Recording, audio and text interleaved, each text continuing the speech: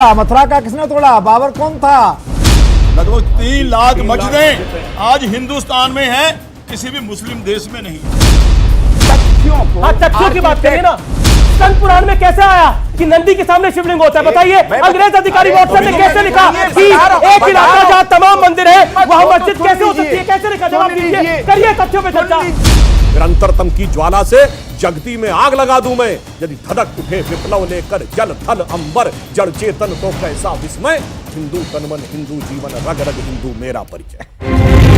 आप देख रहे हैं ये देश है हमारा, अमीश देवगन के साथ।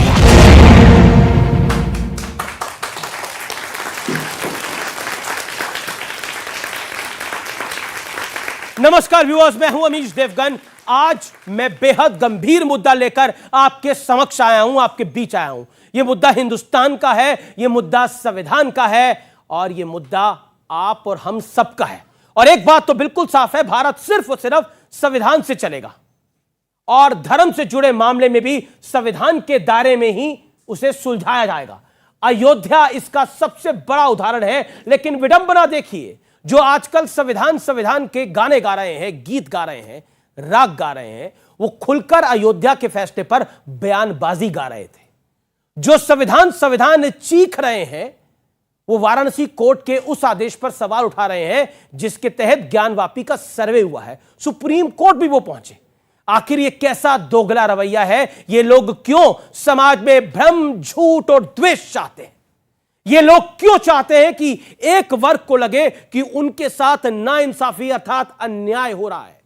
व्यूअर्स, इसलिए मैंने शुरू में कहा कि आज का मुद्दा बेहद गंभीर है। यही वजह है कि आज मैं जनता जनार्दन और देश के युवाओं के बीच संत, सत्ता और वकालत के साथ सबसे बड़ा महामंथन करूंगा। ज्ञानवापी पर धर्म युद्ध आज होगी देश के युवाओं के बीच में, जनता जनार्दन के बीच में और पैनलिस्ट के बीच में। सबसे बड़ा मंथन, सबसे बड़ी चर्चा।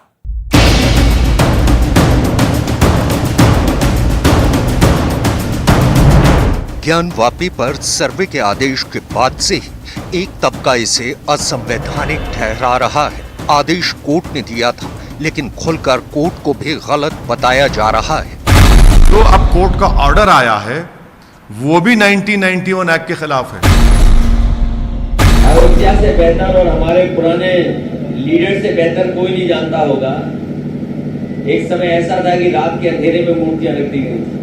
हिंदू धर्म में कहीं भी पत्थर रख दो, एक लाल झंडा रख दो, पीपल के पेड़ के नीचे मंदिर बन गया। सुप्रीम कोर्ट ने ज्ञानवापी का पूरा मामला वाराणसी जिला जज को सौंप दिया है।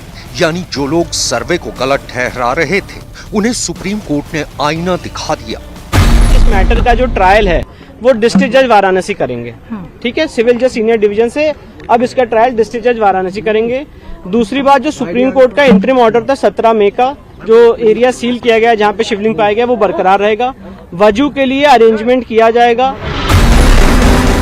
अभी तो जांच हुई है, अदालतों से फैसला आना बाकी है, लेकिन कहा जा रहा है कि हम एक और मस्जिद नहीं जाने देंगे। यानी अयोध्या का फैसला भी इन्हें गलत ही लगा। सुनिए, अयोध्या मामले में बाबरी के पैरोकार हाजी महबूब कैसे धमका रहे हैं। बहुत बड़ा एक आंदोलन छिड़ जाएगा जो मुल्क को तबाह बर्बादी व रास्ते पर आएगा। शफीकुर रहमान बर्क, अबू आजमी जैसे और न जाने कितने लोग हैं जिन्हें संविधान की बदौलत जनता की सेवा का मौका मिला, लेकिन उसी संविधान के नाम पर इनका एजेंडा बेहद खतरनाक है। देखिए, अपने राजनीतिक सौहार्द के लिए और राजनीतिक फायदे के लिए ये सब माहौल बनाया जा रहा है। इस फहरिस्त में वो लोग भी शामिल हैं जो शिवलिंग पर अभद्र टिप्पणी कर रहे हैं। क्या जुबानी जहर उगलने वाले ये साबित करना चाहते हैं कि न्यायपालिका संविधान की रक्षा नहीं कर रही? ये मुद्दा गंभीर है, इसलिए आज इसी पर होगा सबसे बड़ा मंथन। ज्ञानवापी पर धर्म युद्ध। तो इसीलिए मैंने कहा कि आज संत, सत्ता और वकालत के साथ ये सबसे बड़ा संवाद होगा। मेरे साथ जनता जनार्दन है, देश के युवा हैं, आप सबका अभिनंदन है। जोरदार तालियों के साथ आपका हम स्वागत करते हैं। मेरे साथ जुड़ रहे हैं भारतीय जनता पार्टी के स्टार प्रवक्ता, राज्यसभा सांसद डॉक्टर सुधांशु त्रिवेदी, जिन्होंने राम मंदिर आंदोलन भी देखा है। डॉक्टर सुधांशु त्रिवेदी का अभिनंदन है। मेरे साथ जुड़ रहे हैं महंत नवल किशोर दास जी, हमारे खास अनुरोध पर आज हमारे वो स्टूडियोज में हैं। मेरे साथ अध्यक्ष यूनाइटेड हिंदू फ्रंट के जय भगवान गोयल हैं, उनका भी जोरदार अभिनंदन है। तो मेरे साथ दूसरे पक्ष से जुड़ रहे हैं डॉक्टर शोहेब जमाई, उनका अभिनंदन है। मेरे साथ जुड़ रहे हैं हाफिज साहब, उनका अभिनंदन है, जो कि नेता है AIMIM के, आपका अभिनंदन है सर। जुनैद हारिस है मेरे साथ, इस्लामिक स्कॉलर और प्रोफेसर है पेशे से, आपका भी अभिनंदन है। इस चर्चा की शुरुआत में ये जो हम संवाद स्थापित कर रहे हैं, इसमें मैं 60 सेकंड का मौका सबको दूंगा, अपने 6 के 6 मेहमानों को दूंगा। पहले एक तरफ से मैं शुरू करूंगा, फिर दूसरी तरफ की मैं राय लूंगा। मैं शुरुआत आपसे करना चाहता हूं हैरिस साहब, और सीधा सवाल पूछना चाहता हूं, क्या आपको लगता है कि अगर सर्वे हो रहा है, अगर कोई तथ्य सामने आ रहे हैं, तो अदालत में इसका विरोध होना चाहिए, बयानों में नहीं? बिल्कुल सही, आपने शुरू में बिल्कुल ये कहा कि मुल्क संविधान से चलेगा। अब जाहिर सी बात है, संविधान क्या है इसे हमें समझना चाहिए, उसके अकॉर्डिंग हमें अपना काम करना चाहिए। 1937 में इस ज्ञानवापी मस्जिद के बारे में फैसला आ चुका है कि ये नीचे से ऊपर तक मस्जिद है। 1991 में यह भी फैसला हो चुका है, मुल्क का संविधान इस बात पर राजी है कि अब जो इमारत जिस तरह से है मजहबी उसी तरह से रहेगी, तो फिर ये सब कुछ क्या है? सवाल यही है। और जाहिर सी बात है, इसी वजह से ये सवाल भी था कि ये सर्वे और ये बाकी चीज़ें क्यों, लेकिन इसके बावजूद हमें अदालत में यकीन रखना चाहिए और संविधान के तहत अपनी जिंदगी गुजारना चाहिए। जी, आपके 22 सेकंड बचे थे, लेकिन आपने अपने समय को अच्छे से इस्तेमाल किया। डॉक्टर सुधांशु त्रिवेदी, मैं आपको मौका देता हूं। क्या आपको लगता है बीजेपी अपने बेनिफिट के लिए इस राग को छेड़ रही है, जैसा विपक्ष आरोप लगा रहा है? समाजवादी पार्टी से लेकर कांग्रेस तक सभी यही आरोप लगा रहे हैं, असदुद्दीन ओवैसी तक। देखिए, तकनीक, तकरार और तकरीर के बीच से पहले मैं एक संजीदा बात कहना चाहता हूं, एक गंभीर बात। यह मामला राजनीति और पॉलिटिकल पार्टी से अलग है। कभी इतिहास में एक मौका आता है किसी देश और किसी कम्युनिटी के हाथ में, जब वो इतिहास की धारा बदल सकते हैं। एक मौका आया था मुस्लिम समाज के हाथ में, जब श्री राम जन्मभूमि का विषय 1949 में आया था, और वहां एक बहुत बड़ा तबका था जो मानता था कि इस पर हमें मुद्दा नहीं बनाना चाहिए, इसलिए 1961 में 12 साल के बाद वो पहली बार गए थे। और तो कभी सेकुलरिस्टों के बहकावे में, कभी के मोहम्मद ने लिखा है लेफ्टिस्टों के बहकावे में, कभी शहाबुद्दीन बुखारी जैसे नेताओं के बहकावे में आकर जिस तरफ बढ़े वो मुकाम गलत रहा। आज मैं कहना चाहता हूं, आज एक मुकाम पे आके खड़े हैं जहां मुस्लिम समाज से मैं कहना चाहता हूं, एक तरफ मंदिर एक तरफ मस्जिद नहीं है, एक तरफ आपके सामने विकल्प है मुगलिया विरासत का चोला छोड़ देना, और दूसरी तरफ है मुगलिया मानसिकता की मृग मरीचिका में फंसे रहना। इसलिए मैं एक पंक्ति कहूंगा, हम तो उन बाबा विश्वनाथ के लिए मांग रहे हैं जिन्होंने सदैव विष पिया है, जिन्हें इस पंक्ति में कहकर बात समाप्त करता हूं कि मैं मधु से अनभिज्ञ आज भी जीवन भर विषपान किया है, किया नहीं विध्वंस विश्व का आजीवन निर्माण किया है, और मुट्ठी भर अवशिष्ट भस्म पर जीवन भर अभियान किया है, पर यदि अनुचित होगा तो प्रलयंकर हूं महाकाल बन पापों का अवसान किया है, किया नहीं विध्वंस विश्व का आजीवन निर्माण किया। ठीक है, आपने अपनी बात को 20 सेकंड ऊपर रखा है। अब मैं डॉक्टर शोएब जमाई आपका रुख करना चाहता हूं। डॉक्टर शोएब जमाई, जो साक्ष्य मिल रहे हैं, जो प्रूफ्स मिल रहे हैं, वो अपने आप में बहुत कुछ कह रहे हैं। वहां पर शिवलिंग जैसा हिंदू पक्ष दावा कर रहा है वहां पर है, वहां पर जो आकृतियां दिख रही हैं, क्या किसी मस्जिद के अंदर कमल का फूल स्वास्तिक का चिन्ह होता है? आप मुझे बताइए। देखिए अमीश जी, मैं ये उम्मीद कर रहा था कि सुधांशु त्रिवेदी चूंकि सरकार के भी प्रवक्ता है, यानी भारतीय जनता पार्टी के जिम्मेदार प्रवक्ता है, संवैधानिक परिधि और कानूनी जो उसकी बाउंडेशन है उस पर बात करेंगे, लेकिन इन्होंने अपनी आस्था के बुनियाद पर बात की, सांस्कृतिक धरोहर की बुनियाद पर बात की। हम लोग, क्योंकि डॉक्टर साहब ने भी बात की, मैं भी, हम लोग संवैधानिक प्रक्रिया और न्यायिक प्रक्रिया के तहत बात कर रहे हैं। हमने ये कहा कि जो अंजुमन इंतज़ामिया कमेटी का जो पक्ष है, ठीक है ना, वो पक्ष बहुत ही मजबूत है और बहुत ही सही है। और माननीय सुप्रीम कोर्ट ने जब ये कहा कि वहाँ नमाज पढ़ सकते हैं मस्जिद में और नमाजी पढ़ते रहे, तो वो एक बात को रोशनी दिखता है कि कहीं ना कहीं सुप्रीम कोर्ट इस बात को समझ रहा है कि जो मस्जिद है उसकी रिलीजियस कैरेक्टर को आप चेंज नहीं कर सकते। दूसरी बात, डॉक्टर साहब ने कहा कि मौका आया था। मौका किस बात को आप कहेंगे? आपने जो पेंडोरा बॉक्स खोल के रखा है, आज नीमच के सामने, नीमच में जो है मस्जिद के अंदर जो है वहां पे मूर्ति लगाने की कोशिश की, कहीं मज़ार तोड़ करके आप वहां कोई स्ट्रक्चर बना रहे हैं, हैदराबाद में वहां पे जो एक मॉन्यूमेंट्स है उसमें कभी 20 साल 25 साल पहले कोई मंदिर नहीं थे, अब वहां पे नीचे सवाल ये कि जो पेंडोरा बॉक्स आपने खोल दिया है हर रोज, कभी जामा मस्जिद, अभी लाल किला, फिर कुतुब मीनार, फिर ताजमहल, ये कभी एंडलेस, ये खत्म नहीं हो रहा है। इसलिए इसका हल अदालतों में होना चाहिए। आपके हसबार से हमारे पास कुछ मौका नहीं, मौका आपके पास है। अब 25 सेकंड ऊपर हो गए, ठीक है, 25 सेकंड ऊपर हो गए, आप दोनों ने कवर अप किया है। ओके, मैं आपका रुख करना चाहता हूं महंत साहब, महंत नवल किशोर दास जी। मुस्लिम पक्ष कह रहा है कि अब कहां तक जाइएगा, कुतुब मीनार और लाल किला भी खुदवाइएगा। देखिए बंधु, हमारे काशी विश्वनाथ जो हमारा आस्था का विषय है और प्रथम शिवलिंग है, स्वयं प्रकट है, किसने स्थापित नहीं किए। उसे मोहम्मद गौरी ने तोड़ा, मोहम्मद शाह ने तोड़ा, उसके जो औरंगजेब के पिता थे उसने 64 मंदिर तुड़वा दिए, औरंगजेब ने तुड़वा दिया। इतने तुड़वाते तो आए हो, अब बड़ी मुश्किल से अवसर आया है कि भगवान शिव का अभिषेक करने का मौका हमें मिला है। मैं आपसे विनम्रता से निवेदन करना चाहता हूं, कोई व्यक्ति जाएगा, कोई व्यक्ति देखेगा कि वहां की दीवार को देख के कहेगा ये मंदिर है, मथुरा में कोई जाएगा कहेगा देखेगा मंदिर है। हमने क्या असंवैधानिक काम किया है? चाहे राम जन्मभूमि अयोध्या हो, संविधान का अक्षर से हमने बात मानी। काशी में है, हम कोर्ट गए हैं, मथुरा है, हम कोर्ट गए। क्या इस देश के हिंदू को कानूनी आधार पर अपनी आस्था व्यक्त करना, कोर्ट में जाने का अधिकार आप छीन लेंगे क्या?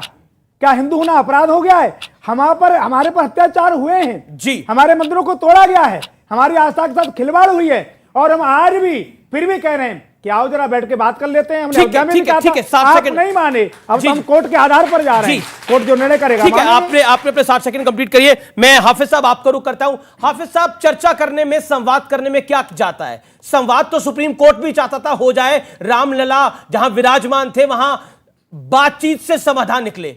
अब हिंदू पक्ष कह रहा है वहां कोई और नहीं, वो हिंदुओं का सबसे बड़ा ज्योतिर्लिंग है, महादेव विराजमान है। तो अगर महादेव विराजमान है, हिंदू पक्ष को दिख रहा है वहां पर, और ऐतिहासिक पुराणों में स्कंद पुराण का काशी खंड भी कहता है कि जहां नंदी है उसकी सीधा सीध में शिवलिंग है, आप इस तथ्य को झुटला कैसे पाएंगे? 60 सेकंड आपके। देखिए, जहां तक शिवलिंग का सवाल है तो वहां पे एक महंत राजेंद्र तिवारी हैं, उनको आपके चैनल पे और दूसरे चैनल पे वो ये बता रहे हैं कि अगर ये जो अभी जिसका आप दावा कर रहे हैं, अगर ये शिवलिंग है तो जिसकी पूजा हो रही थी वो क्या है, और अगर वो शिवलिंग है तो फिर ये नहीं है। दूसरी बात, पूरे भारत में 12 ज्योतिर्लिंग है, तो ये 13वां कैसे आ गया? लेकिन मैं इस पर नहीं जाता क्योंकि मैं इसका जानकार नहीं हूं, ये मैं राजेंद्र तिवारी की बात कोट कर रहा हूं। अब मैं आता हूं उसी बात पे जहां से आपने बात शुरू की। आपने बात शुरू करी संविधान की। हम संविधान की वो बात कर रहे हैं जो निर्माता संविधान का वो है संसद। जब संसद ने 91 एक्ट बना दिया तो ये भारतीय जनता पार्टी अपनी संसद की सम्मान क्यों नहीं कर रही? ये क्यों जाके उत्तर प्रदेश की सरकार में भी है, केंद्र में भी है, ये उन अदालतों पे को मुखालफत क्यों नहीं कर रही जो इस संविधान का उल्लंघन कर रहे हैं? तीसरी बात कि ये जो चाहे 37 का डिसीजन हो चाहे 91 का स्टे हो, उससे ये साबित हो चुका कि 47 60 सेकंड हो गए आपके। जय भगवान गोयल रहेगी। लेकिन क्योंकि आपने संविधान संबंध बात की, संविधान एक सिस्टम होता है जिसके अंदर अदालतें भी होती हैं। क्या वो अदालत जो संविधान के दायरे में चल रही है उस अदालत को अपना संविधान नहीं पता जो आपको बताना पड़ेगा? जय भगवान गोयल, क्या मौजूदा सरकार संविधान के दायरे में नहीं चल रही और आप लोग हिंदू राष्ट्र के चक्कर में ये राष्ट्र भी नष्ट कर देंगे? ये सवाल विपक्ष का है, जवाब जय भगवान गोयल। आज जो संविधान की ये बात कर रहे हैं, 1985 में साहबानो प्रकरण में सुप्रीम कोर्ट का आदेश आया था। उस वक्त की सरकार ने लोकसभा के अंदर राजीव गांधी ने उस सुप्रीम कोर्ट के फैसले को बदल दिया था, सिर्फ किस लिए? इन लोगों को खुश करने के लिए। उसके बाद जो हमारा सीए लागू हुआ देश में, जो हिंदुस्तान में सीए लागू किया गया, वो किसी देश के मुसलमान के खिलाफ नहीं था। आज इन्होंने पूरे देश में हंगामे किए, शाहीमान किया और दिल्ली में दंगा करवा दिया। अगर ये संविधान के मानने वाले लोग हैं तो क्यों इन्होंने देश के संविधान का खुला उल्लंघन किया? और ये संविधान वहां लागू करते हैं जहां इनको ठीक लगता है। जहां ठीक लगता है संविधान मेरा है, जहां ठीक नहीं लगता है वो संविधान तेरा है। अभी जो ये मैटर 91 की बात कर रहे हैं, 91 में कहीं लिखा नहीं कि आप किसी भी तरह की जांच नहीं कर सकते। जांच हम कर रहे हैं ना, अभी तोड़-फोड़ तो नहीं हो रही, अपील करने में 3 साल की सजा है। आप उनके साथ सेकंड में ताजमहल में हाई कोर्ट ने बोल दिया कि अभी कोई इंक्वायरी नहीं होगी, ताले नहीं खुलेंगे, संविधान की बात मान रहे हैं। ठीक है, आपने बड़ा वाजिब पॉइंट रखा है कि सीए भी संविधान से आया था। मैं आपके पास आ रहा हूं डॉक्टर जुनैद, फिर मैं डॉक्टर त्रिवेदी आपके पास आता हूं। 30 सेकंड के अंदर एक बात बताइए कि ये जो मस्जिद है होती है, ये प्लेस ऑफ वर्शिप होता है या प्लेस ऑफ प्रेयर होता है? मस्जिद इज प्लेस ऑफ वर्शिप और प्लेस ऑफ प्रेयर, फर्क दोनों में क्या है? नहीं, मैं सवाल पूछ रहा हूं, मैं तो आपसे पूछ रहा हूं, मुझे तो फर्क समझ ही में नहीं आ रहा है। मैं बता देता हूं फर्क यह है, वर्शिप में होता है हम एक किसी वस्तु की पूजा करते हैं, किसी वस्तु की पूजा करते हैं। प्रेयर का होता है इबादत। आप बताइए जी, तो बताइए, it is the place of worship और place of prayer, what is it? भी प्रेयर है, वर्शिप है, प्रेयर है, दोनों एक ही चीज है मेरी नजर में। तो नहीं, एक ही चीज नहीं होती है। आप बताइए अंतर क्या है? इबादतगाह कहते हैं, इबादतगाह है, इबादतगाह है ना, प्लेस ऑफ प्रेयर है ना, प्लेस ऑफ प्रेयर है, तो प्लेस ऑफ वर्शिप एक्ट तो लागू ही नहीं होता फिर। होता है वर्शिप एक आकार में, मैं एक एक करके शो देखिए, बता दे रहा हूं। मस्जिद प्रेयर करने की जगह है, वो तो एक आकार, प्रेयर करने की जगह है, प्रेयर करने की जगह है, और जाहिर सी बात है जब इबादत करने की जगह वहां पर प्रेयर होती है, तो अब ये उसके ऊपर लागू क्यों नहीं होता है? सुधांशु त्रिवेदी, देखिए ऐसा है, जो हिंदी ट्रांसलेशन है प्लेसेस ऑफ वर्शिप एक्ट का है उपासना स्थल। उपासना जानते हैं किसकी होती है? साकार की। बता रहा हूं, उप शब्द का होता है निकट, आसन का मतलब होता है बैठना, यानी जहां पर कोई देवता है उसके निकट बैठना उपासना है। और चूंकि आपके यहां निराकार ब्रह्म है तो सिर्फ प्रार्थना है, इसलिए वह प्रार्थना की जगह है, वह उपासना की जगह नहीं है। इस्लाम में वर्शिप का कोई प्रावधान नहीं है, सिर्फ प्रेयर का प्रावधान है। तो ये प्लेसेस ऑफ एक मिनट से बाहर है, मैं जो पूरी बात बताना चाहता हूं, इसलिए मैं ये कहना चाह रहा हूं, और आपको प्रेयर के लिए प्लेस की जरूरत ही नहीं है, क्योंकि आप रेलवे प्लेटफॉर्म पर भी प्रेयर कर लेते हैं, आप सड़क पर भी प्रेयर कर लेते हैं, आप मैदान में भी प्रेयर कर लेते हैं। देखिए लगता नहीं, रोड रोक के भी प्रेयर होती है, मतलब नमाज पढ़ी जाती है, ट्रेन के अंदर भी होती है। सुन लीजिए, आप मुझसे सुन लीजिए। प्रॉफिट मोहम्मद जब मदीना पहुंचते हैं, पहला काम जो करते हैं वो मस्जिद बनाने का करते हैं। मुसलमान कहीं पर मौजूद है तो मस्जिद के बगैर रह ही नहीं सकता है। ये अलग बात है कि खुदा को हर जगह याद करना है और हर जगह अपनी जिंदगी में उतारना है, तो जगह कोई भी हो, जमीन पूरी खुदा की है। ये अब मामला कोर्ट में है, इबादत कहीं भी कर सकता है। ठीक है, अच्छा एक और मैं आपको कुछ तस्वीरें दिखाना चाहता हूं, मैं आपको भी तस्वीरें दिखाना चाहता हूं। आप में से कौन कौन किसी मस्जिद में गया हुआ है? अगर वो गया हुआ तो हाथ खड़ा करे, जिसने मस्जिद देखी हुई है। काफी लोगों ने देखी हुई है, और उसके बाद मैं आप लोगों के पास आऊंगा। तस्वीरें हम प्ले कर सकते हैं, वो तस्वीरों को मैं प्ले करूंगा। जो तस्वीरें आपको इस समय दिख रही हैं अपनी स्क्रीन के ऊपर, क्या ऐसी तस्वीरें आपने किसी मस्जिद में देखी हैं जहां पर स्वास्तिक का चिन्ह हो, जहां कमल का चिन्ह हो? यहां पर हम देख सकते हैं गुंबद। पीछे वीडियो वॉल पे डालिए, पीसीआर पीछे वीडियो वॉल पे डालिए, वीडियो वॉल पे डालिए आप। ठीक है, इधर आ रही है मस्जिद की पश्चिमी दीवार, ये दिखाई दे रही है हमें। अगर हम देखेंगे तो मस्जिद की ये पश्चिमी दीवार है, यहां पर दिया जलाने की जगह है। किसी मस्जिद के अंदर दिया जलाने की जगह होती है क्या? आपने देखी है, हाँ या ना? नहीं होती। मैं आपसे सवाल पूछता हूं, ये जो आपको गोलनुमा आकृतियां दिख रही हैं, कमल का फूल दिख रहा है, ये ऐसा मस्जिद में दिखाई देता है? अपना हाथ खड़ा करें और अपनी राय रखें। स्वास्तिक का चिन्ह आपने किसी मस्जिद में देखा है? आप कुछ कहना चाहेंगी? आपने देखा? मैंने नहीं देखा है। स्वास्तिक का चिन्ह किसी मस्जिद के अंदर, स्वास्तिक का चिन्ह किसी मस्जिद में दिखता है आप लोगों को? कोई कहना चाहते हैं इस पे अपनी बात? देवगन जी, ये दीवार ही ये मरकज दीन इलाही की है, ये दीवार मस्जिद की नहीं। नहीं तो एक सेकंड अच्छा एक बात बताइए, आप जिन मस्जिदों में जाते हैं, एक सेकंड, अरे सुनिए भाई, दीन इलाही में तो अकबर ने अपना धर्म घोषित कर दिया था, उसको मौलानाओं ने कंडेम कर दिया था। इसीलिए भाई ये दूसरा पैगंबर कैसे हो गया? अब दीन इलाही इस्लामी हो गया, एंटी इस्लामिक था, ये कहा गया था, बाकायदा फतवा दिया गया था, उसने खुद कैसे कह दिया था, और आज आप इस्लामिक हो गए। बोलिए, दीन इलाही इस्लामिक है, एक मिनट एक करके, दीन इलाही इस्लामिक नहीं है, एंटी इस्लामिक है, तो फिर ये बोला ना आपने। सुनिए आप ना, दीन इलाही का जो मरकज, आप सुनिए पूरी बात ना, समझिए, उसके बाद बोलिए आप। ठीक है, आप इतने सीनियर आदमी और इतनी सतही बात करेंगे अच्छा नहीं लगेगा।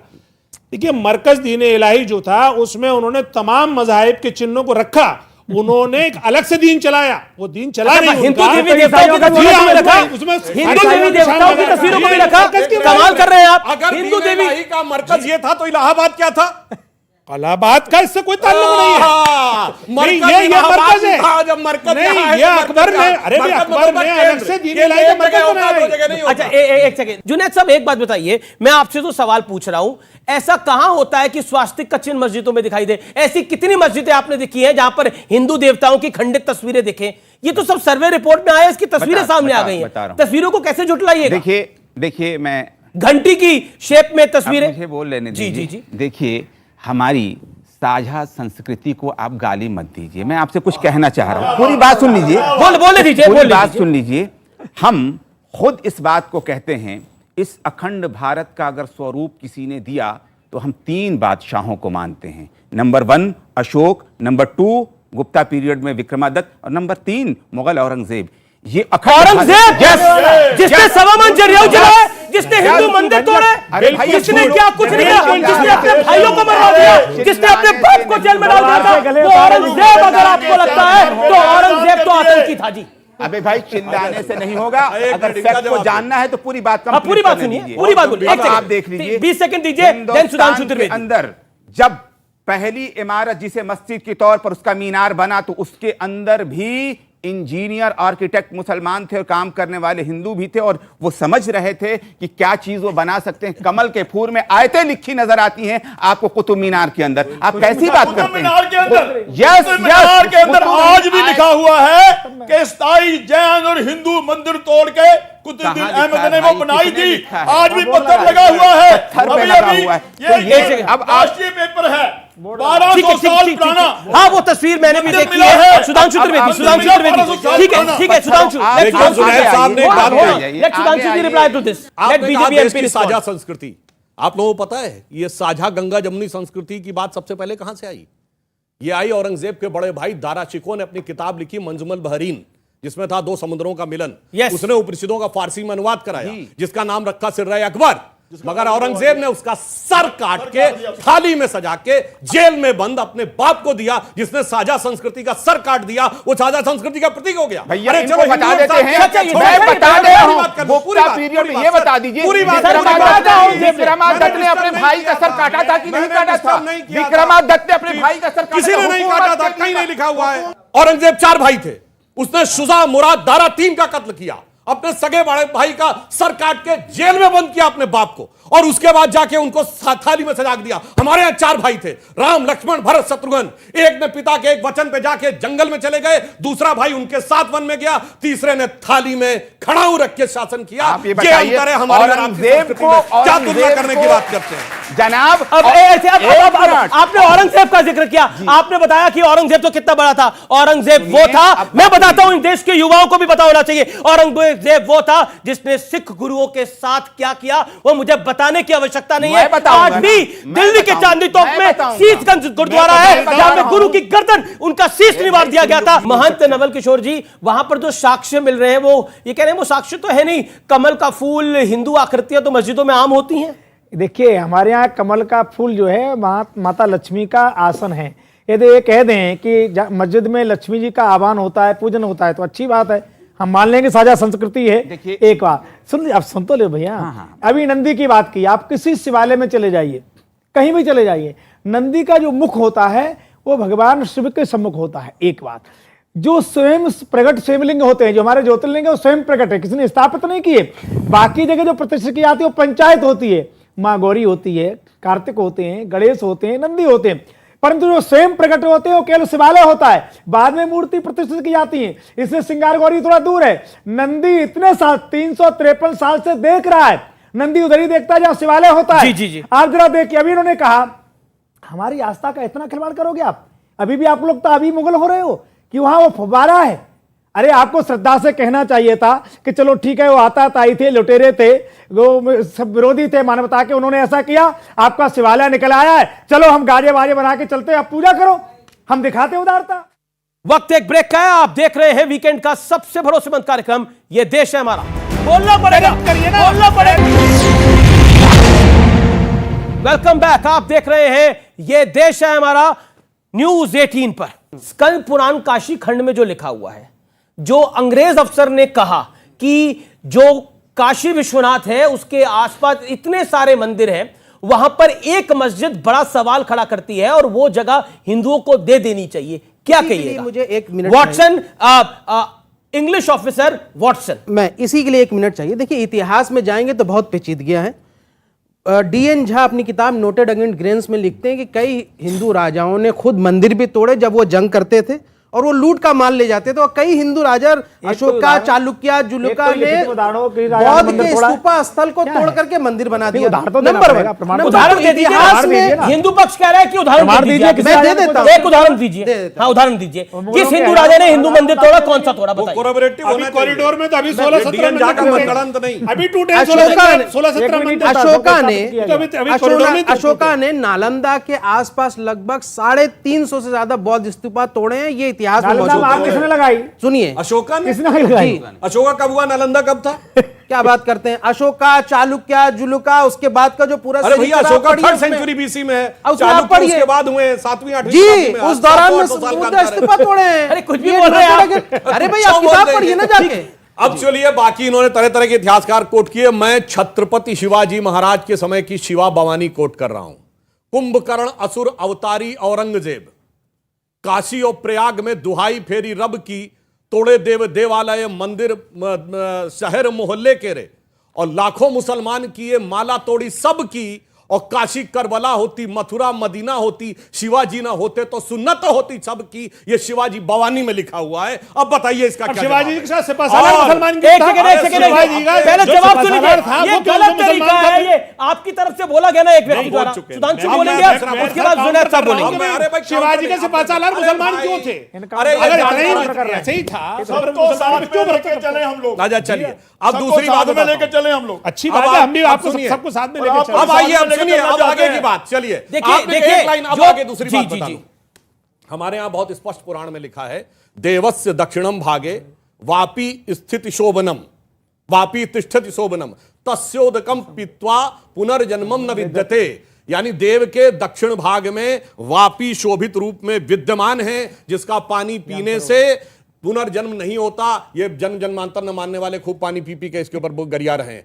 अब मैं ये पूछना चाहता हूं पूरी विनम्रता से, ये ज्ञान और वापी, इसका इस्लाम में कहां उल्लेख है? डॉक्टर जुनैद बोलेंगे। नहीं, अब आपके पक्ष से डॉक्टर जुनैद बोलेंगे। शोएब भाई शांति। अच्छा, ये ज्ञान वापी शब्द कैसे, एक मस्जिद का नाम ज्ञान वापी कैसे हो सकता है? इस्लाम में कहां है ज्ञान और वापी? क्यों नहीं है? अरे कहीं बटे हुए हैं क्या? Fountain of knowledge. अरे ज्ञान वापी मतलब मैं जान रहा हूं, फाउंटेन गैंग के सदस्य हैं। शब्द है मान्यवर। एक सेकंड, लेटे ज्ञान वापी क्लास 12 में मेरा भी संस्कृत था। अच्छा, जुनैद साहब को बोलने देंगे। शोएब भाई, आपका तो फोन भी आ रहा, कोई अटेंड कर लीजिए। मैंने तो स्कंद पुराण कोट किया है। आप बताइए किसी इस्लामिक ग्रंथ में ज्ञान और वापी शब्द? किसी इस्लामिक ग्रंथ में ज्ञान और वापी है तो बता दीजिए। अब अगर आप इजाजत दें तो मैं उस पर भी आ जाऊँ। देखिए, मैं आपको एक चीज़ बताऊं कि बहुत से ऐसी चीज़ें हम कह रहे हैं जिसका कोई हकीकत से ताल्लुक़ नहीं। मैं मिसाल दे रहा हूँ, भारत के अंदर मुग़ल आए। मुग़लों को किसने बुलाया? रांगा सांगा जी ने बुलाया। झूठ है ये। अरे भैया, पूरी बात मैंने ये लेफ्टिस्ट हिस्टोरियन ने लिखा है। अरे सर, आप मेरी बात पूरी सुन लें। अब बाबर को मार के भगाया था उसके भाइयों ने, इसलिए आया था यहाँ। जब ये किताब हम कोट करते हैं, ये करते हैं, आप फौरन बोलना शुरू अच्छा, ये झूठ है। बोलिए जुनैद साहब, जो तुम बोलो वही सदाकत है, और ये बोले तो झूठ। अरे हम जो बोले वो भी सदाकत है। मैं ये सिर्फ ये कहना चाह रहा हूं कि वो जो राजा थे, उन राजाओं की अपनी जरूरतें हुआ करती थी, उसकी अकॉर्डिंग वो पूरा का पूरा जो अमृतसर देख रहे हैं, ये अमृतसर अकबर ने गिफ्ट किया था।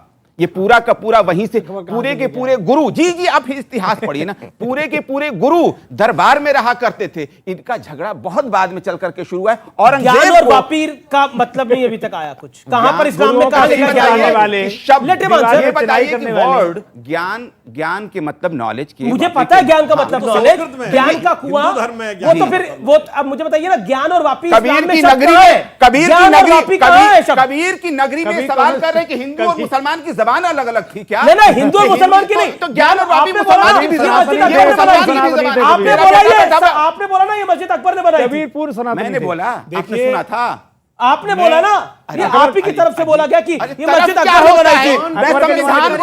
बताइए ना, अगर अकबर ने बनाई थी तो तब ज्ञान वापी शब्द था इस मस्जिद का, ये मस्जिद का नाम ज्ञान वापी था। मोहल्ले का नाम ज्ञान वापी है और उसकी वजह से उसका नाम पड़ा। ठीक है, मोहल्ले का नाम ज्ञान वापी है। आपको आप बोलेंगे जैसे मंदिर जन्म स्थान थी, जैसे मस्जिद जन्म स्थान थी, वैसे ज्ञान वापी मस्जिद है क्या? जैसे मस्जिद जन्म स्थान थी अयोध्या के अंदर, वैसे ही मस्जिद ज्ञान वापी है क्या? ये सवाल आएगा आने वाले दिनों के अंदर। लेकिन सुप्रीम कोर्ट ने शुक्रवार को जो सुनवाई करी है उसके अंदर इस पूरे मामले को जिला जज को ट्रांसफर कर दिया है और लोअर कोर्ट इसका फैसला करेगा, ये भी कहा है ज्ञान वापी मामले का। सवाल अब सवाल आपसे एक सवाल मैं कर ले रहा हूं, एक बात जरा सा सुन लीजिए। एक लेखिका है, उन्होंने अपनी किताब में लिखा है कि दुनिया भर के मुसलमानों को भारत से सीखना चाहिए किस तरह हिंदू मुस्लिम एक ही संस्कृति में रहते हैं, बिल्कुल बिल्कुल, एक ही संविधान को मानते हैं। जहां पर सिर्फ हिंदू बाहुल्य है वहीं मुसलमानों में आपसी समझ अच्छी है। मैं पूछना चाहता हूं, भारत में जो मुस्लिम प्रभावी इलाका हो गया, कश्मीर हो गया ना, वहां पे उस समय सूफी माने जाते थे। सूफियों के 4 सिलसिले थे, एको सिलसिला का नाम बताइए इस समय। नक्शबंदी, सोहरावर्दी, चिश्ती और कादरी, कौनों नहीं बचा। और सुनिए, सबसे बड़े पत्रकार, बात सुनिए ना, अरे भाई बात एक पूरी बात कर दूं, सिलसिले बचे हुए आपके पास, उसका मरकज कहां? कश्मीर में यहाँ है, हजरत निजामुद्दीन औलिया की दरगाह में है, कश्मीर में नहीं बचा। चरारे शरीफ जला दिया गया, ये कह के कि दरगाह है जो कुफ्र है, इसलिए ठीक है, एक एक करके पार्टनर थे आपके, उन्होंने कश्मीर में। सुधांशु पहले बोलेंगे, फिर आप आइएगा। सुधांशु देखिए, मैं एक लाइन बोलना चाहता हूं, इसमें बहुत अच्छी बात इन्होंने कही। मार्क टेली बहुत बड़े पत्रकार हुए, 26 साल भारत में रहे, बीबीसी की कवर करते थे। उन्होंने 22 सितंबर 2019 को द इक्वेटर मैगजीन में लिखा है कि the Muslims in India are the luckiest, और उन्होंने उसका रीजन लिखा है कि मैं हजरत निजामुद्दीन इलाके में रहा 26 साल, एक तरफ सड़क के निजामुद्दीन औलिया की दरगाह थी और दूसरी तरफ तबलीगी जमात था। उन्होंने कहा दुनिया में कोई मुस्लिम देश होता तो ये दोनों परस्पर विरोधी फिरके एक साथ रह ही नहीं सकते थे, कोई ना कोई एक दूसरे खत्म कर देता। पर भारत के मुस्लिम भाग्यशाली हैं कि वो अपने मजहब में जैसे चाहे इबादत कर सकते हैं। इसलिए यदि दुनिया में एक कंट्री है जहां इस्लाम के सारे फिरके पाए जाते हैं तो वो भारत है, कोई दूसरा मुस्लिम कंट्री नहीं है। इसलिए भारत के मुस्लिम, मैं एक और सवाल लेता हूं आपकी तरफ से, और हाथ खड़े हो रहे हैं। सवाल क्या है? हम लकी है, हिंदुस्तानी है और अल्हम्दुलिल्लाह मुसलमान, इसमें कोई दो राय। सवाल ऑडियो, एक सेकंड, सवाल। सर, अभी आपने बताया कि मुस्लिम जो इबादत गए है वहां पर क्या कहते हैं हिंदू आकृतियों में आयतें लिखी हुई हैं। मेरे को आप एक एग्जाम्पल कोई ऐसा दे सकते हैं कि किसी मंदिर में जहां पर पूजा की जाती है वहां पर कहीं आयतें लिखी हो? ऐसी कोई देखिए बेटा, मैं आपको एक चीज बता दूं कि जहां पर हिंदुस्तान में जब मुसलमान आए तो उन्होंने बांट करके, जिन बादशाहों ने नहीं, ऐसे भी जालिम भी हुए, हमें मैं मना नहीं कर रहा हूं, हम, लेकिन उन लोगों ने जो बनवाया, मैं उन कलाकृतियों की बात कर रहा हूं, मैं आर्किटेक्ट की बात कर रहा हूं। उनका सवाल है मंदिरों में देखा आपने ऐसा? मंदिर में देखा कहीं आयत आपने लिखी हो ऐसी? नहीं, कहीं नहीं है ना, क्योंकि मंदिर तो अपनी जगह भी बने हैं। ठीक है, किसी के ऊपर नहीं थोपी है तो अच्छी बात है। ठीक है, मथुरा हो, मंदिर तोड़े। अरे हमने महंत जी को मौका देंगे ना। महंत जी, उस तरफ से कहा जा रहा है कि हमने अपनी आस्था किसी पे थोपी नहीं है। बताओ, मैं यही तो कह रहा हूँ, थोपी नहीं तो मंदिर किसने तोड़े? यही तो, काशी का मंदिर किसने तोड़ा? मथुरा का किसने तोड़ा? बाबर कौन था? औरंगजेब कौन था? ये किसने तोड़े? तो दीवारें छोड़ी गई, दीवारें इसलिए छोड़ी गई कि आने वाली पीढ़ी को अपमानित किया जा सके। और कहते संविधान, वीडियो हो रहा तो सरी मार रहे हैं, टोपी लगा के खड़े हो जाएंगे विरोध करने के लिए। संविधान मानते हैं, सीसीए नहीं मानेंगे, संविधान मानते हैं, 3 तलाक को नहीं मानेंगे, संविधान मानते हैं, किसी को नहीं मानते, शहरी तलाक करना चाहते हैं। जी, जय भगवान गोयल जी। एक सेकंड, जय भगवान गोयल। मेरा तो यह स्पष्ट मानना है, आज वर्ल्ड में जितनी मस्जिदें नहीं है उससे ज्यादा हिंदुस्तान में है। लगभग 3 लाख मस्जिदें आज हिंदुस्तान में है। किसी भी मुस्लिम देश में नहीं है। और फिर भी आप कहते हो डरे हुए हैं। देखिए, फिर भी कहते हैं डरे हुए हैं। मैं 3 बात एक सेकंड देखिए, मस्जिद सबसे ज्यादा मस्जिदें हिंदुस्तान में, डरे हुए भी हिंदुस्तान में। बोलने तो दीजिए। जी सर। इसलिए मस्जिदें ज्यादा है क्योंकि हिंदुस्तान में सबसे ज्यादा पॉपुलेशन है, इंडोनेशिया के बाद सेकंड लार्जेस्ट है। दूसरी बात, ज्ञानवापी तो फिर मिनॉरिटी वाला स्टेटस नहीं होना चाहिए। एक मिनट सुनिए ना, माइनॉरिटी का तो इसलिए स्टेटस है कि आपकी आबादी 110 करोड़ है। दूसरी बात, जो ज्ञानवापी पे बात आई थी, औरंगजेब की भी फरमान संस्कृत में भी है, तो संस्कृत इस्तेमाल होती थी, राज की भाषा भी थी। एक बात। तीसरी बात, आप औरंगजेब के समय में, औरंगजेब के समय मैं लेकर आया हूं, संस्कृत में भी है उसके। कहां लिखा है? दिखाइए फरमान उसके संस्कृत में भी फरमान है, उसमें बाकायदा राजपूत राजाओं के होंगे, राजपूत राजा के नहीं है था, वो हरियाणा के मुगल भी राजपूत सुनिए, हो गए थे शादियों मैं पढ़ के के बाद। सुनाता हूँ। और हरियाणा के 3000 मंदिरों के जो फरमान उन्होंने इकट्ठे यहाँ तो उर्दू लिखी हुई। अरे भाई उर्दू में तो लिखा है, क्या था वो? तो आप क्या संस्कृत बोल रहे थे अभी? आप मैं बता रहा हूँ, लेके आए। सुनिए मेरी बात। जब अभी आप ही ने बोला, मैंने तो आप ही को बोला, आपने बोला कि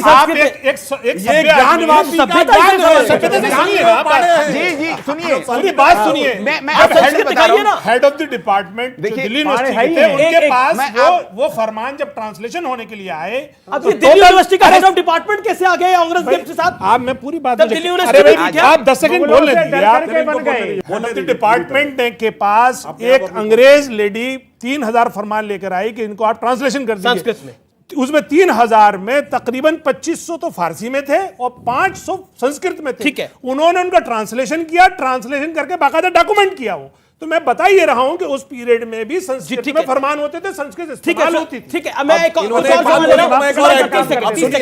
उदाहरण दे दूं। ऐसा है कि जो ये उदाहरण दे रहे हैं ऐसा नहीं, औरंगजेब ने एक जगह राम राम भी लिखा है। कब लिखा है? जब उसने राजा मानसिंह को भेजा कि छत्रपति शिवाजी को लेके आओ, तो उसमें लाइन उसने नीचे लिखी, आइयो जरूर आलमगीर का राम राम बाचियो। तो वो राम के प्रति आस्था नहीं थी, छल था कि शिवाजी महाराज बुलाकर। मैं एक सेकंड सवाल मैं चाहता हूं आप लोगों में से। मेरा सवाल आप सभी से है। अभी मैंने परसों टीवी में देखा, पाकिस्तान, हमारे दिल्ली इंडिया में तो हलचल मची रही है, पाकिस्तान में भी हलचल हो रही है इस विषय को लेकर। और पाकिस्तान के सारे जितने भी वहाँ पर बैठे थे लोग, उन्होंने ये कहा कि भारत ही एक ऐसा देश है जहाँ पे हिंदू शांति से काम करता है। हिंदू शांति प्रिय है, ये तो ये कुछ लोग आ गए 2014 के बाद से जो इन्होंने अशांति फैला दी है। सच बात ये है, आम हिंदुस्तानी जो है वो शांति प्रिय है, हिंदू शांति प्रिय है और मुसलमानों से मोहब्बत करता है। क्योंकि बड़ी बहुत बड़ा बयान दिया गया कि 2014 के बाद से देश में एक सेकंड स्वामी जी महंत जी, क्योंकि अभी यहाँ पर कहा गया कि देखिए 2014 के बाद सारी स्थितियां जो हैं वो गड़बड़ होनी शुरू हुई। मैं एक पॉइंट रखता हूं, 1947 में जब देश का बंटवारा हिंदू और मुसलमान के नाम पे हुआ, तब कौन थी भारतीय जनता पार्टी की सरकार? एक सेकंड रुकिए, अब आप सत्य को सुनना पड़ेगा, वो कटु है पर सुनना पड़ेगा, पड़ेगा सुनना। जब कश्मीरी पंडितों को उनके हिंदू होने पर उनके घरों से निकाला गया, तो कौन सी 2014 से वाली मोदी सरकार थी? इस देश को जवाब देना पड़ेगा। जब आप बात करते, किसकी सरकार थी? तब भी बीजेपी थी। जब कश्मीर से हिंदू पंडितों को निकाला गया तब भी बीजेपी थी, तब भी कांग्रेस थी, तो वहां पर दूसरी पार्टी नहीं, तब भी बीजेपी थी। सेंटर में 5 लाख कश्मीरियों को, बहन बेटियों को इसलिए कश्मीर से भगाया गया रातों रात कि वो वहां हिंदू थे।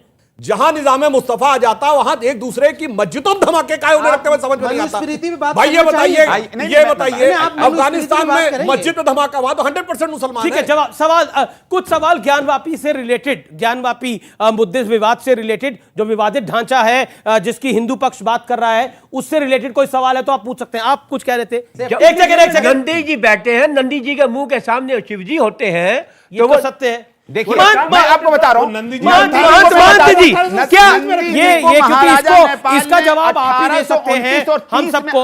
महंत जी मैं आपसे सवाल पूछता हूं, नंदी के सीध में ही हमने देखा अक्सर शिवलिंग होता है, क्या होता है, मान्यता क्या है? मैं देखो निवेदन ये करना चाहता हूं, नंदी जी भगवान के पार्षद हैं, गढ़ है जी, बिल्कुल। जो गढ़ उसमें प्रधान गढ़ वो हैं, वो भगवान शिव ने स्वयं जैसे हनुमान जी राम जी के सम्मुख रहते हैं, उसी स्थिति में जहां शिवालय होता है नंदी तत्पर रहते हैं सेवा में, और नंदी की दृष्टि सदैव शिवालय की ओर रहती है। कहीं भी आप देखेंगे, कहीं भी देखेंगे नंदी की दृष्टि के सम्मुख ही शिवालय होता है। और आज जहां नंदी विराजमान है 353 साल से इंतजार कर रहे हैं, आप जरा सोचिए तो, इनको शर्म आना अमीश चाहिए जी, थी, इनको मुझे ये माफी बता मांगना दो, चाहिए था। जो मामला हाथ धो रहे थे, वहाँ कुल्ला कर रहे थे, पैर धो रहे थे, वहाँ कुल्ला कर रहे थे। जरा सोचिए तो सही, शर्म आना चाहिए थी, इनको माफी मांगना चाहिए था। सब लोग ना बोले। देखिए, सब संविधान और कानून की बात कर रहे हैं। नहीं, मेरा सवाल आपसे ये कि देखिए, राम मंदिर आंदोलन हुआ इस देश के अंदर, उसके बाद हमने देखा कि किस तरह से 50 साल के लगभग रामलला को कोर्ट का इंतजार करना पड़ा। यहां पर एक सेकंड रामलला विराजमान को इंतजार करना पड़ा। महादेव विराजमान को कब तक इंतजार करना पड़ेगा? देश आज देश की सरकार से सवाल पूछ रहा है। ये सवाल आपसे पूछा जा रहा है, ये जनता का सवाल है, ये आवाम का सवाल है कि महादेव विराजमान कितने साल प्रतीक्षा करेंगे अपने घर में वापस आने के लिए? जवाब दीजिए। सबसे बड़ा सवाल है तो जो घटती जीडीपी, सवाल से दिक्कत महंगाई, बेरोजगारी, यहाँ से विकासशील टैग का देश का टैग हटना, ये सब क्या छोटे सवाल है? ठीक है, ये छोटे सवाल है। अरे सिलेंडर के दाम 40 साल पहले पिक्चर आई थी रोटी कपड़ा और मकान।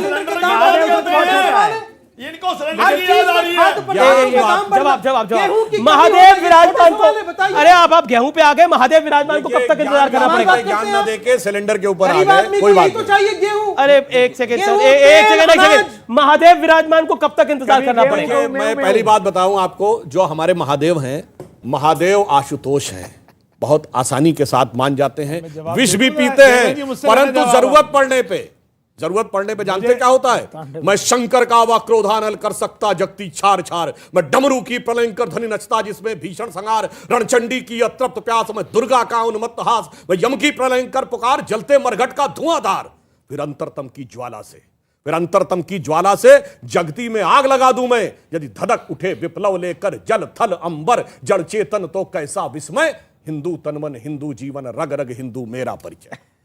अब क्योंकि महादेव की बात हो रही है, तो कई रूप है। काशी विश्वनाथ जब काल आता है तो महाकाल हो जाते हैं, काल भैरव का रूप भी ध्यान कर लेते हैं, त्र्यंबकेश्वर भी हो जाते हैं। तो महादेव के 12 ज्योतिर्लिंग हैं, उनमें जो सबसे बड़ा ज्योतिर्लिंग है वो काशी विश्वनाथ का है। मैं आप सवाल पूछता हूं देश की सरकार से, जो इस समय आस्था उफान पर है, क्या महादेव विराजमान को इंतजार कराएगा मुस्लिम पक्ष? यह सवाल एक बड़ा महत्वपूर्ण है। प्रोफेसर जुनैद साहब, मैं आप ही के पास आ रहा हूं और सवाल पूछ रहा हूं, क्या हम महादेव विराजमान को भी रामलला की तरह इंतजार करवाएंगे? मैं आपके सामने एक तथ्य रखना चाहता हूं कि 1993 में CNN की रिपोर्ट है, अमेरिका के अंदर एक ऐसे ही शिवलिंग को बरामद किया गया और बरामद करने के बाद पूजा हुई और बाद में वहाँ की हुकूमत ने ये कहा कि भैया ये ट्रैफिक को कंट्रोल करने के लिए पत्थर है, ले लिया। अब ये बताइए, ऐसे ही आप अपने ये देखिए, ये आस्था का उपहास ये जो बात कर रहे हैं, सुनिए, ये जो बात कर रहे हैं,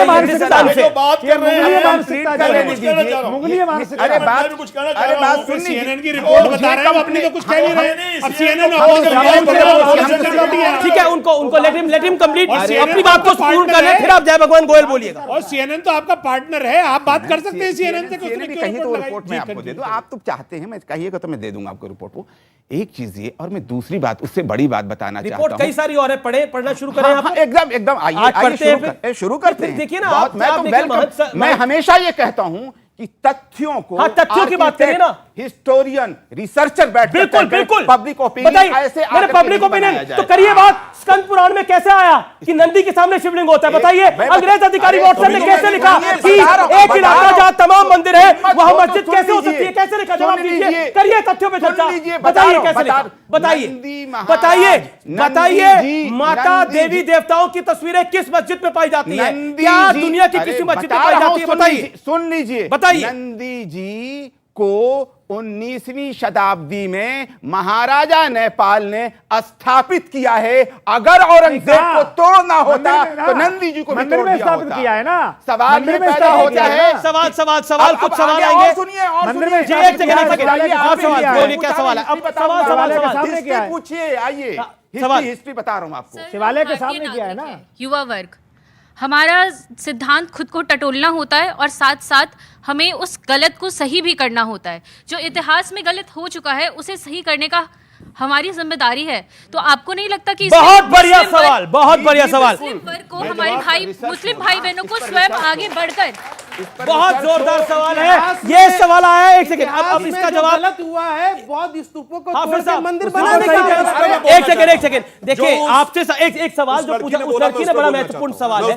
सुधांशु आप बोलिएगा, एक सेकंड देखिए, आप लगातार ये पक्ष बोले जा रहा है, वहां से सब शांत बैठे हुए। सुधांशु 30 सेकंड बोले, फिर आपको बात बहुत जायज है। मैं सवाल और हमें रीसेंट हिस्ट्री सबक देनी चाहिए।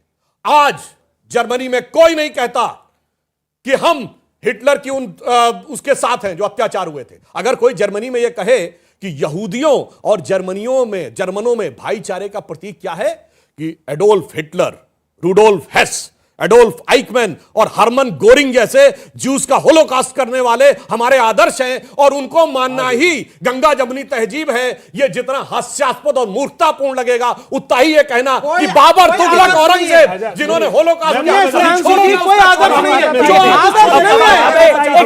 आप इनको बोलने दीजिए, अभी इस पक्ष से ये बोले इतिहास की गलतियां सुधारनी चाहिए, सुधारेंगे आप जी? अरे मेरी बात बोलने दीजिए। हाँ, सवाल का जवाब दीजिए। सुधांशु त्रिवेदी जी से ये पूछिए कि इनके जो आरएसएस के गुरु हैं उनके आदर्श हैं हिटलर, जिनका इन्होंने जिक्र किया है या नहीं है, किताब में भी लिखा है उन्होंने कि उनको फॉलो करते हैं। अब आइए बच्ची के सवाल पे। अरे भैया, आरएसएस सवाल ये है, हिटलर आया 39 में, क्या बकवास करते हैं? 14 साल बाद आया गुलगोलबाल पर मैंने कैसे? अरे भाई आप क्या आरएसएस 2022 में नहीं है? अभी देखिए आरएसएस 2022 झूठ बोलने लगते हैं, झूठ बोलने लगते हैं।